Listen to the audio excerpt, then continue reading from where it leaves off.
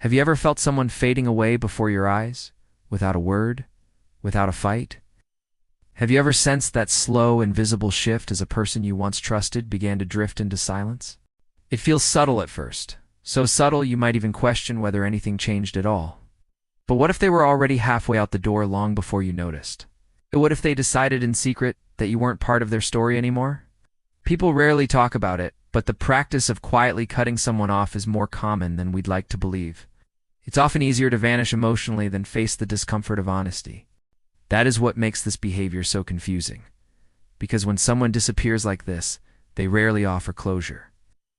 Psychologists suggest this pattern often grows from a deep discomfort with confrontation. Whether learned in childhood or developed as a defense against trauma, avoiding the pain of direct honesty becomes a quiet, protective instinct. Sometimes it stems from fear of conflict, fear of causing pain, fear of facing their own guilt. Other times it emerges as a learned strategy, an echo of a culture that prizes cutting losses over cultivating difficult connections.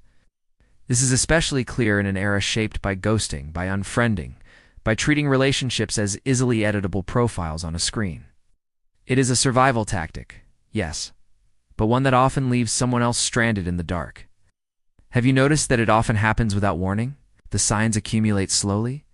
First, there is a missed message, then a canceled plan, then long gaps of silence. Every excuse feels small, manageable, until one day you realize they are simply gone. This kind of disappearing act is not an accident.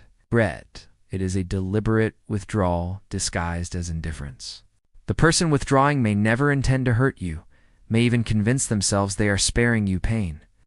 But the unspoken reality is this: quietly cutting someone off allows them to leave without the weight of accountability. And there is a reason it feels so unsettling. Human beings are wired for connection, but also for clarity. Studies in attachment theory show that unclear endings and emotional ambiguity can cause deeper psychological distress than direct rejection. Imagine losing someone gradually, without the dignity of a goodbye. That slow erosion of contact keeps you hoping long past the point of reason.